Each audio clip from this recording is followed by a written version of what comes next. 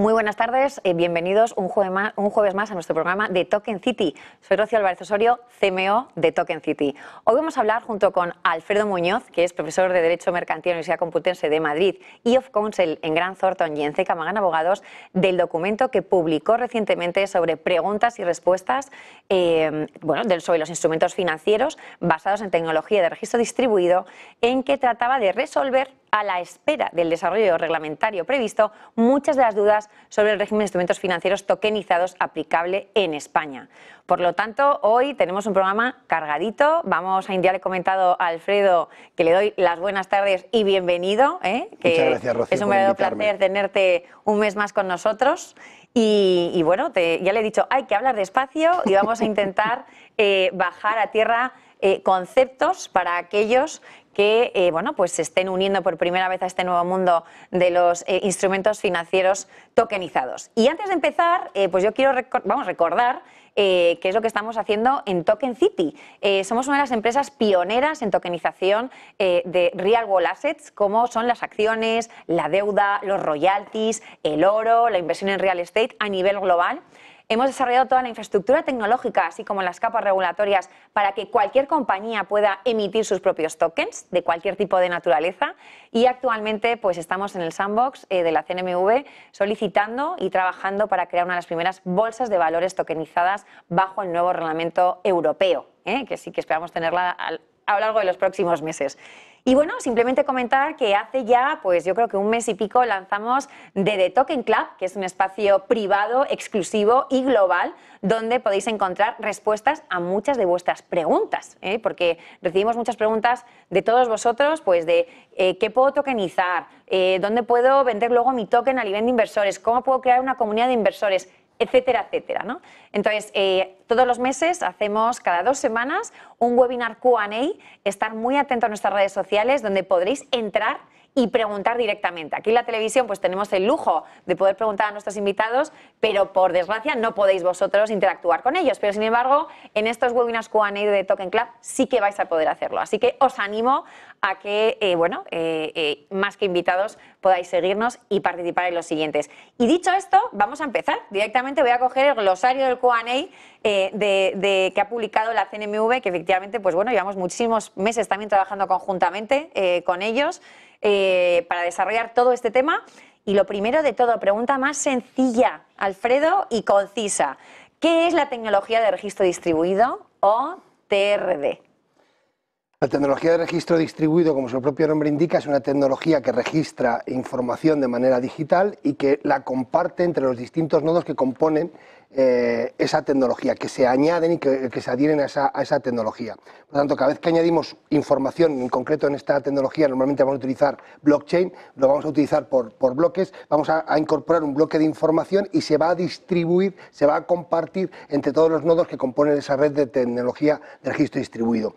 Con esta tecnología de TRD o de registro distribuido podemos evitar 2 grandes problemas. El problema de la modificación unilateral, impidiendo la falsificación de la información o la alterabilidad de la misma, y el hackeo de la información, porque hay una copia completa de toda esa información que se está compartiendo y distribuyendo en cada uno de los nodos que lo conforman. Por tanto, cuanto más nodos conformen esa red, más seguridad y mayor protección hay. Podemos decir que es una gran base de datos que está distribuida en diferentes nodos, que en este caso pues son... Sí, ¿sí? Y luego para hablar de manera... Es muy importante, esta información, una vez que la metes, que la empaquetas en la base y de la añades, datos, ya no la puedes modificar, muy bien, ya no la puedes alterar. Por lo tanto, tenemos una información que es trazable y auditable porque tenemos una copia en cada uno de esos nodos y que además no podemos, se convierte en inmutable. Claro, yo, por ejemplo, en mi compañía, pues yo tengo mis bases de datos y efectivamente puedo modificar lo que quiera en mis bases de datos porque tengo acceso a los datos y puedo quitar y hacer lo que yo quiera, ¿correcto?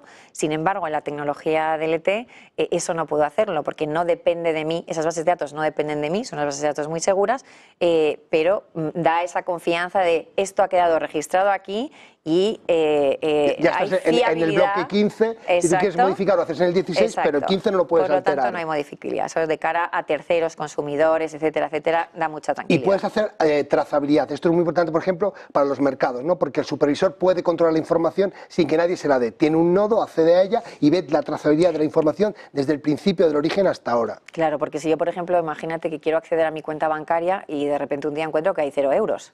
Digo, ¿qué ha pasado? Pues me tengo que pedir explicaciones al banco, pero no tengo la capacidad de poder acudir a ninguna base de datos para yo misma poder ver el rastreo de qué ha pasado con ese dinero. Ya que sabes que los bancos, la tecnología DLT puede hacerlo, aunque no tiene por qué hacerlo, puede permitir las transacciones peer-to-peer, o las relaciones entre todos los pares. Cada uno que tenga un nodo podemos hacer y hacernos transacciones, como ocurre en Bitcoin, ¿no? O podría ocurrir en un registro de mercado de valores, por ejemplo. Si lo habilitamos, las transacciones pueden ser entre particulares, que eso, por ejemplo, es lo que nos permite la ley actual, la legislación europea actual.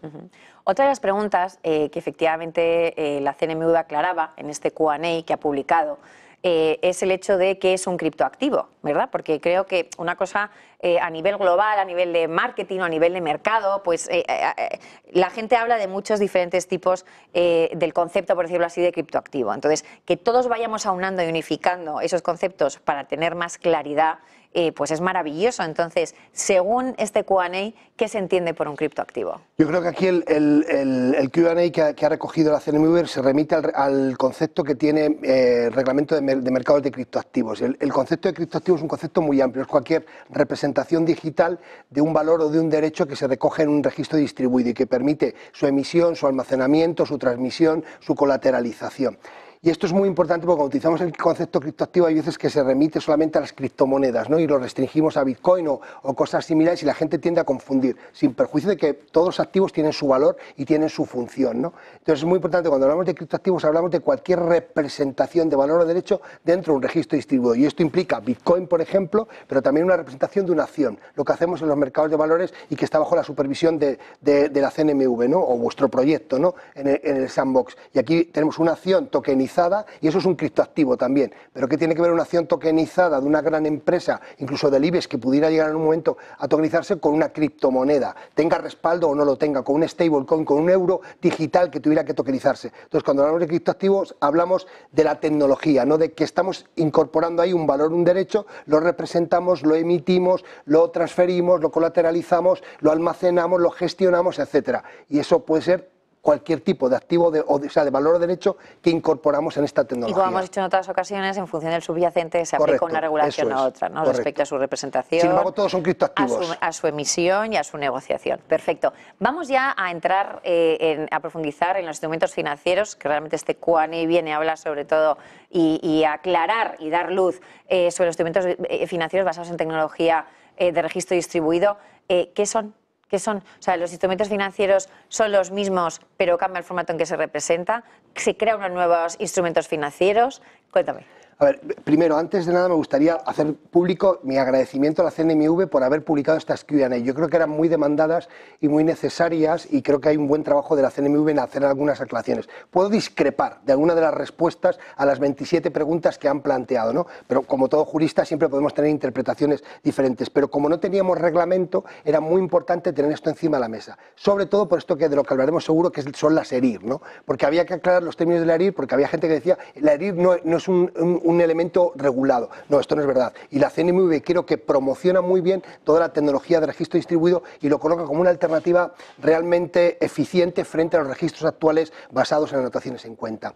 Bueno, los instrumentos financieros hay de distinta naturaleza. Nosotros tenemos una tipología tasada desde una directiva que tasa que son instrumentos financieros y hay una categoría muy importante que son los valores negociables, ¿no? Y los valores negociables son activos financieros que son emitidos para una circulación ad incertam persona, es decir, de una manera generalizada. Y entonces son instrumentos financieros que se emiten para ser negociados en mercados de capitales. Y ahí están las acciones cuando son emitidas con esa finalidad, porque podemos emitir acciones con restricciones estatutarias o, por ejemplo, las emisiones de deuda, ¿no? Cuando hacemos una emisión de deuda de un préstamo participativo, de un bono a interés fijo o a interés variable y que buscamos ad incertam persona que suscriban esos valores y los puedan negociar en los mercados de capitales. Entonces, este sería un poco el parámetro de de los instrumentos financieros. Y luego hay instrumentos financieros ya más extraños, pero también susceptibles de negociación masiva, como por ejemplo pueden ser los derivados, ya más complejos de entender para una persona. O por ejemplo, los créditos de carbono, ¿no? Los derechos de emisión, que es un instrumento financiero que podrían haber entrado aquí, pero que el legislador ha dicho,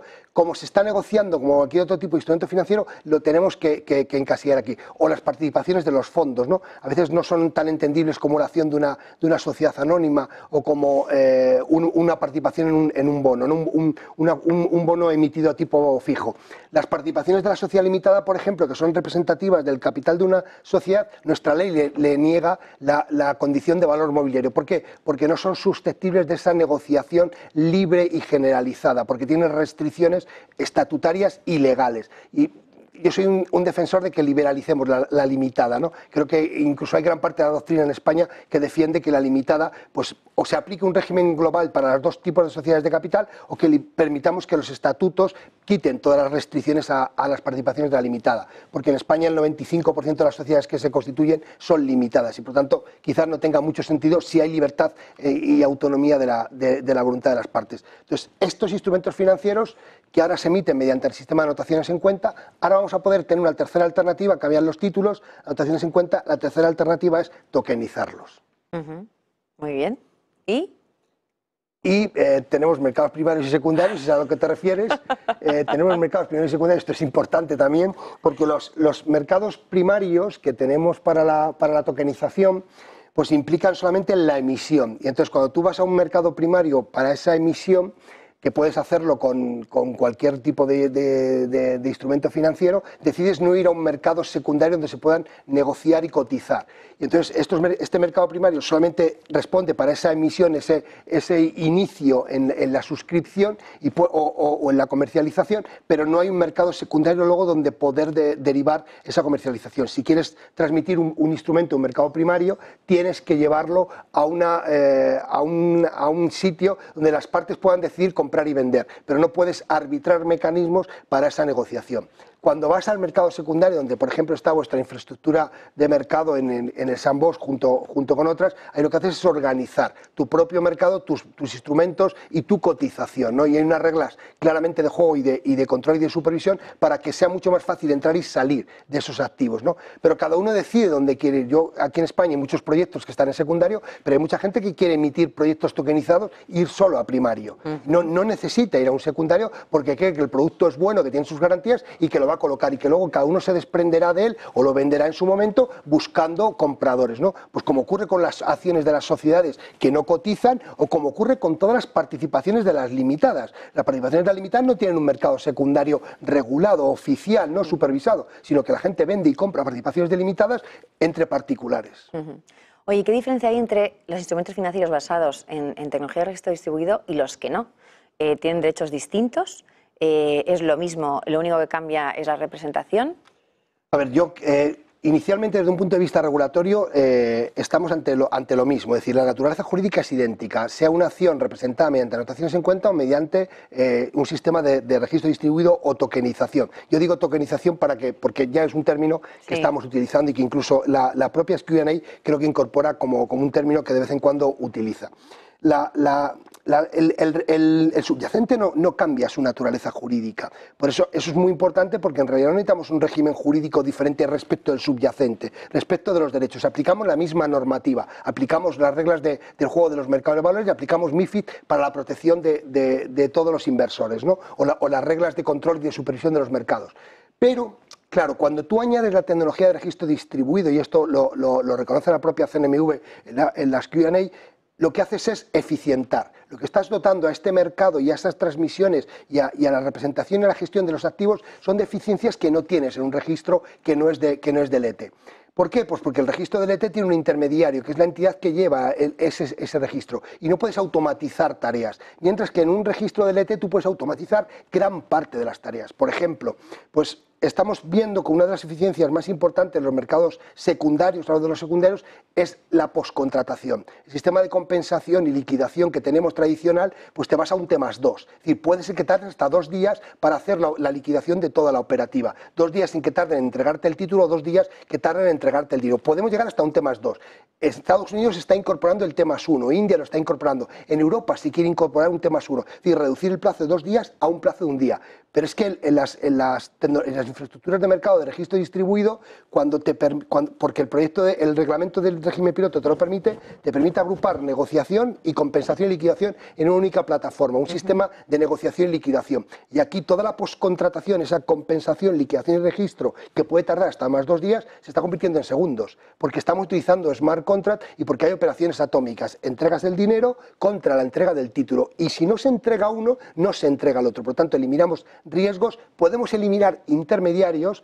Es importante destacar, y esto también está claro, otra cosa es, vamos a ver cómo se implementa, pero está claro, podemos tener mercados sin intermediarios financieros, que operen y a los que tengas que acudir para operar, ¿no? No sé si es bueno o malo, pero podemos tenerlos porque no son necesarios, porque cualquiera puede acudir, igual que acude a un mercado de otro tipo de criptoactivos que no son instrumentos financieros, y hacer una oferta y una aceptación de esa operativa, y tiene la protección de que cuando él entrega el dinero, se le entrega el título o viceversa. Y esto no existe en los mercados habituales, y por eso los intermediarios que actúan ahí y que te representan en la operativa, lo que hacen es garantizarte la operación. Y por eso se pide una licencia, porque tú tienes que dar cumplir unos requisitos, no solo de honorabilidad, sino de requisitos patrimoniales, para garantizar que las operaciones que tú representas a un cliente, ellos te los cubren si al final el vendedor, por ejemplo, no te entrega el título. Esto es suprimible o se puede prescindir de ello en un mercado tokenizado. Por lo tanto, hemos pasado de un mercado de doble escalón a un mercado directo, en que puede ser que tú necesites de pasar de tener 5 comisiones que pagar, porque tienes que pagar al mercado, a los operadores del mercado que te están representando, al sistema de compensación, al DCV, Depositario Central de Valores, a un único, que es el mercado en sí mismo, ¿no? La infraestructura de mercado que opera con particulares. Y luego, claro, como es un mercado que tiene estos mecanismos de seguridad y de protección, pues también, y que puede, por ejemplo, marcar una señal de alarma o generar un reporting automático cuando ocurra un evento al propio supervisor, pues puedes abrir mercados 24/7. Ya no tienes por qué cerrar el viernes a las 5 de la tarde y esperar hasta el lunes a las 9 de la mañana, sino que puedes tener mercados abiertos de manera permanente. Claro, esto agiliza mucho y genera bolsas de liquidez y genera accesibilidad a la inversión. Bueno, hay varios retos respecto a las bolsas de liquidez, que es una de las cosas que se tienen que construir, porque es maravilloso, o sea, porque a día de hoy no existe. Entonces, tenemos un reto, hay una innovación maravillosa y hay un reto maravilloso por delante. Y vamos a ver, ya ¿se puede emitir en España instrumentos financieros tokenizados con plena seguridad jurídica, Alfredo? El supervisor, la CNMV, y esta es una frase que yo he destacado creo que en un post que escribí el día que vi el documento, la CNMV lo dice: se pueden emitir con plena seguridad jurídica instrumentos financieros tokenizados. Es verdad que tenemos un matiz que hay que introducir.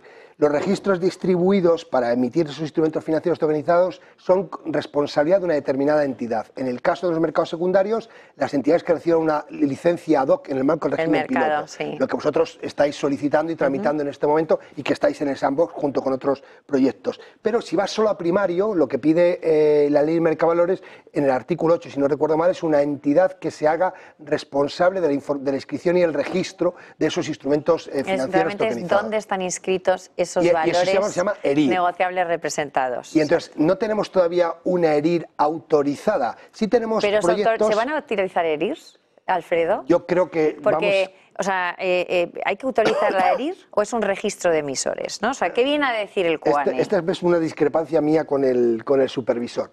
Yo creo que lo que crea la ley de mercavalores exige la ERIR. Pero, ¿dónde se inscriben las ERIR, ¿no? Las ERIR son las responsables de ese registro y son responsables de que, como retrases la inscripción de un registro y le produzcas un efecto a tercero, tienes que indemnizar. Por tanto, tienes que tener unos deberes de diligencia. Tienes que identificar a todos tus clientes ahí y solo permitir las transmisiones entre clientes previamente identificados. Tienes que tener una puerta atrás para hacer transmisiones forzosas, por ejemplo, por un juez te lo ordena. Por tanto, la ERIR tiene una cierta responsabilidad. No comercializa si no quiere. Puede hacerlo, pero no comercializa.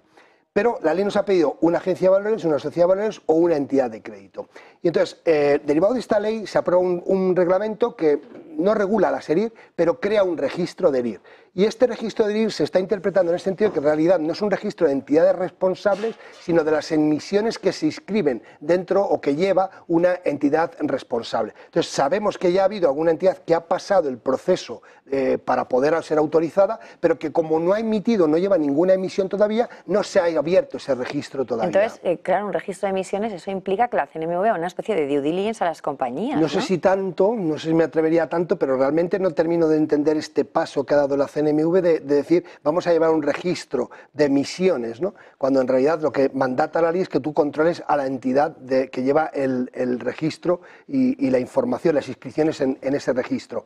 Pero es verdad que si cualquier emisión que se tokenice hay que pasarlas por ese registro, pues la CNMV sí que vamos a poder incorporar un número de registro de las emisiones en los folletos, ¿no? O en los folletos o en el white paper, porque recordemos que hay emisiones por debajo de 8 millones que no tienen folleto y que tienen un white paper, y esas emisiones pues teóricamente hay que pasarlas por la CNMV y se podrá firmar algo que antes no se afirmaba. Antes se podían hacer emisiones por debajo de 8 millones con un informe de una entidad de servicios de inversión que decía el white paper cumple con la legalidad vigente, pero no se iba a la CNMV. Ahora se va a tener que ir a la CNMV en todo caso, y esto pues supone un problema añadido de gestión incluso, o de due diligence, ya no sé si llegar hasta ahí, para el propio supervisor, que no lo veo expresamente recogido en la ley, sino que ha derivado de un reglamento, ¿no?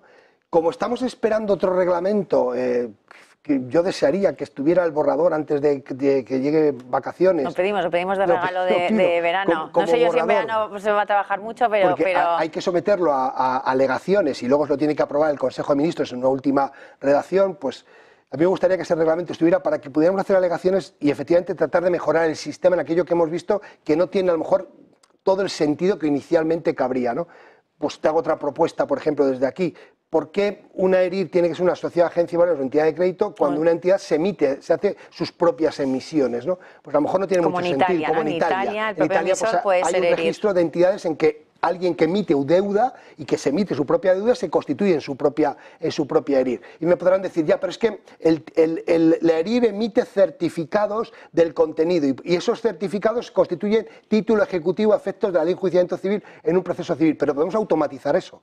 Es decir, que los certificados se emitan a requerimiento del propio titular y que eso no sea manipulable. Y eso sí se puede controlar con la mecánica de los smart contracts. Por tanto, ese problema no termino de verlo. Y creo que se aceleraría mucho la tokenización, permitiendo que cada uno decidiera en su marco emitir sus propios títulos. Ahora, ¿quieres emitir los títulos de un tercero? Pues a lo mejor eso sí tiene más sentido porque dedicas profesionalmente a llevar la gestión de estos registros. Pero si en Italia esto ha ocurrido y no ha habido demasiados problemas, con unos requerimientos, ¿por qué no trasladar ese régimen que parece eficiente a nuestra normativa? Todo el mundo va probando a ver qué funciona, qué no funciona, y sobre todo a la hora de reducir riesgos respecto a inversores, ¿no? Sí, yo entiendo la CNMV, exacto, pero si algo ha funcionado en un estado tan para que no, próximo como Italia... Total. Oye, ¿y se pueden constituir derechos reales, limitados, prendas u otros gravámenes sobre los valores negociables tokenizados? Sí, podemos hacerlo igual que lo hacemos con títulos en anotaciones en cuenta y se constituyen sobre el propio registro que distribuye. Tengamos en cuenta que la transmisión de la propiedad y la constitución de esos derechos es cuando se inscribe en el registro del ET y despliega efectos erga omnes. Por tanto, esto es muy importante porque la seguridad jurídica es absoluta. Si tú adquieres un instrumento financiero de quien aparece como titular de ese instrumento financiero en un registro del ET y lo adquieres de buena fe, aunque no sea el propietario, te conviertes en propietario. Esto es muy importante, pero hay una mención en esa pregunta, una referencia, y es respecto de los embargos. Porque dice que una vez que se produzca un embargo, hasta que el embargo no se extinga, los instrumentos financieros quedarán bloqueados. O sea, no se podrán transmitir. Y yo esto no lo entiendo, porque tú puedes transmitir un activo financiero sabiendo que el embargo está sobre él, pero ¿por qué se priva al token holder del derecho de transmisión aunque exista el embargo? El adquirente lo puede adquirir con el embargo. Buena fe, claro, sí. y tú lo adquirirás viendo que el embargo pesa sobre ese activo. quizás ahí se ha ido un poco más allá de nuestro régimen de transmisión de la propiedad y de los efectos que producen, por ejemplo, estas cargas como los embargos, ¿no? Tú puedes adquirir un bien embargado en el registro de la propiedad y tú ya sabes que cuando lo adquieres pues está esa carga ahí, ¿no? Y que puede ser que tengas que hacer frente, pero nadie te priva de que tú produzcas la transmisión de la propiedad del instrumento. Pues creo que en este registro tampoco tiene mucho sentido que esto lo produzcamos, este efecto se despliegue así. Total. Y vamos a ver, hemos hablado entonces de qué se consideran instrumentos financieros, o sea, qué es la tecnología de registro distribuido, los instrumentos financieros tokenizados. Hemos hablado de dónde se registran esos instrumentos financieros cuando se emiten, quién lleva el registro, que sería como un libro de registro de socios, es decir, identificar ese token con nombre y apellido a quien pertenece. Correcto. Efectivamente. Eso es, con toda la trazabilidad de todas las transmisiones. Exacto, exacto. Y es la ERIR quien es responsable de certificar eso, ¿vale? Y ahora vamos a hablar de la custodia. Emisión, registro, custodia. ¿Quién y cómo? O sea, ¿qué se entiende por custodia? ¿Vale? Porque aquí a veces se equivocan conceptos, ¿no? ¿Qué se entiende por custodia de instrumentos financieros en lo que es la parte de tecnología de registro distribuido? Y luego, ¿quién y cómo lo deben de hacer? A ver, este es un tema que a mí me gustaría incluso que la ley se planteara una alternativa, ¿no? Porque la ley de mercado de valores establece que los efectos frente a terceros se producen con la inscripción en el registro. Pero esta inscripción en el registro se produce cuando se cambia el nombre del titular, que deriva, por ejemplo, de la transmisión a través de las claves, ¿no? De la traditio, que en el caso de los activos digitales, pues se produce con el control sobre el activo digital. Cuando yo te transmito a ti un Bitcoin, te conviertes teóricamente, hipotéticamente, frente a terceros, en un propietario porque tienes el control sobre el activo digital. La posesión. Y entonces, eso es, el control es equivalente a la posesión. La legitimación por la posesión lo sustituimos por la legitimación por el control. Entonces, a lo mejor habría que plantearse que los efectos se produjeran justamente con el control, con el cambio del control. ¿Por qué digo esto? Porque en este momento no necesariamente cuando tú tienes un DLT tienes que emitir un token. Porque lo importante es el registro del ET, el libro del que tú hablas, el ledger, ¿no? Entonces no hace falta el token, pero yo creo que el token sí que le da autonomía y le da claridad, por ejemplo, a efectos de los embargos, ¿no? Tener identificado, poder entregarle el control al acreedor pignoraticio. Esto es muy importante porque facilita, por ejemplo, el acceso a la financiación de DeFi, de las finanzas descentralizadas, sean descentralizadas o sean lo que sea, pero que estamos viendo enormes eficiencias y reducción de costes con esto. ¿Por qué no vamos a darle la alternativa al instrumento financiero tokenizado cuando se lo estamos dando a cualquier otro activo tokenizado, ¿no? Y entonces, ¿por qué no podemos permitir que acudan a DeFi? Pero para eso tienes que darle el control a la plataforma, ¿no? Al acreedor pignoraticio o al pool de acreedores pignoraticios. Entonces, yo creo que esto a lo mejor hay que replanteárselo. Si tenemos un token, aquí tengo que decir, y enhorabuena a la CNMV porque creo que ha optado, porque no estaba claro en la ley, y yo tenía dudas sobre la interpretación que llevará a cabo la CNMV, por eso es importante decir cuál es la voluntad o cuál es la opinión de la CNMV, porque las Q&A tampoco vinculan a la CNMV, dejémoslo claro. Pero hombre, te dan una línea de por dónde van, y cuando las publican, pues obviamente significa por dónde van a resolver. Y sobre el tema de la custodia, lo importante es quién custodia. Y aquí es importante porque la ERIR o esa infraestructura de mercado tiene que ser una agencia de valores, sociedad de valores o entidad de crédito. ¿Por qué? Porque estas entidades son las únicas que pueden hacer custodia de instrumentos financieros. Artículo 126A de la Ley de Mercado de Valores y Servicios de Inversión. Por tanto, tú puedes tener en custodia tus instrumentos financieros en el propio mercado, en la propia ERIR, o dárselos a otro prestador de servicios con esta categoría, agencia de valores, sociedad de valores o entidad de crédito. Pero la CNMV ha abierto una tercera puerta, y es que podamos emitir en autoalojadas. Pero, por favor, que no son autoalojadas tipo Bitcoin, en el sentido de que podamos tener problemas para el blanqueo o para la ejecución de los activos. Porque siempre volvemos sobre lo mismo. Estos instrumentos financieros son peculiares en su configuración, porque pertenecen a un mercado absolutamente centralizado, que es el de la ERIR o de la infraestructura de mercado, que tiene que permitir una puerta atrás. Y por lo tanto, el juez siempre va a poder ordenar el embargo de unos activos digitales. Si tú pierdes las claves, el emisor te tiene que dar unas claves nuevas para poder, pero puedes tenerlas en autoalojada. Por tanto, no necesitas un prestador de servicios, puedes tener el control sobre tus activos con esa limitación de la puerta trasera para la entidad emisora, pero se prevé una custodia muy interesante, ¿no? Y creo que nos falta dotarle de plenos efectos al control sobre la inscripción del registro, porque cuando se produce el control también se cambia el registro. Pero tenemos que darle prioridad a ese control, sobre todo por el acreedor pignoraticio. Tenemos que reconocer eso para que podamos darle acceso a la financiación descentralizada. Bueno, pues Alfredo, hoy no te puedas quejar porque hemos dedicado un programa entero sin interrupciones para poder aclarar todos estos conceptos que creo que poquito a poco, pues bueno, cada vez se van teniendo más en cuenta y la gente tiene muchísimas ganas de saber, o sea, de saber, de entender, de ver cómo implementarlo, cómo hacer negocio con esto, cómo me va a afectar a mí, si es una oportunidad, es una amenaza o cómo me puedo situar, ¿no? A nivel de stakeholder, ¿no?, del mundo financiero. Yo creo que es apasionante el momento en el que estamos, saben muchas oportunidades y grandes retos, lógicamente, porque es un cambio de paradigma importante. Y nada, pues muchísimas gracias por tenerte un día más aquí con nosotros. Es un verdadero placer escucharte. Muchísimas gracias a vosotros siempre por invitarme, Rocío. Así que nada, ya te contaremos contigo también en los siguientes programas, a ver si ya tenemos buenas noticias. Y nada, ya hemos acabado por hoy. Espero que les haya gustado. Y lo dicho, les esperamos el próximo jueves y no dejen de seguirnos por las redes sociales para poder estar ahí atentos al próximo webinar Q&A de The Token Club para que puedan hacer todas las preguntas que consideren. Muchas gracias y buenas tardes.